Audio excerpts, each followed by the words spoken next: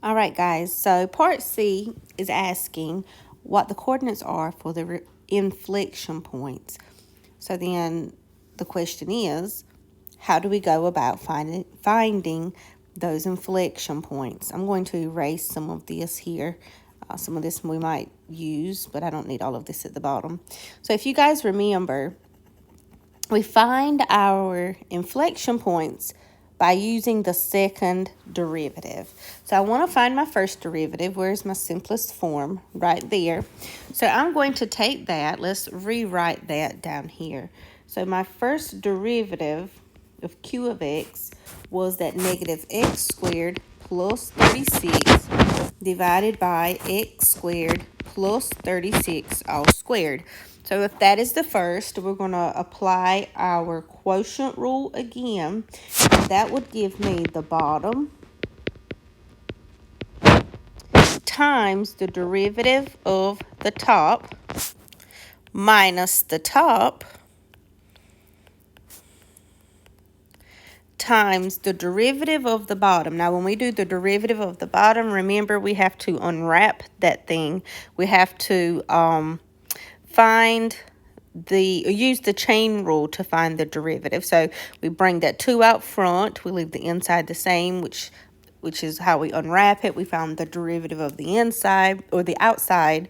And now we find the derivative of the inside. So that is the bottom times the derivative of the top minus the top times the derivative of the bottom all over the bottom, that denominator, squared. So this time we raise it to the 4th power. Now, once you get to this step, this pretty much happens or should happen every time once you get to this step with the second derivative. You're going to notice that you have a common term in each of your pieces there.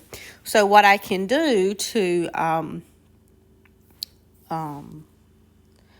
shorten this a bit so it's not as complicated is I can simplify this expression, and I have at least one x squared plus 36. So what I can do then, let's change my color, is I can take 1 from there. I can take that 1, which will just completely remove that one, and take 1 from the bottom there. And so I don't want to do too much, so I'm going to just rewrite this. That would leave me with x squared plus 36 times a negative 2x minus a negative x squared plus 36 times 2 times 2x, all divided by x squared plus 36 to the 3rd power. And then what we're going to do is we're just going to simplify this. So we're going to multiply or distribute those terms in the numerator. We're going to expand, in other words, multiply, and then we're going to combine like terms. So what I have there is that negative 2x times x squared. That would give me that negative 2x cubed.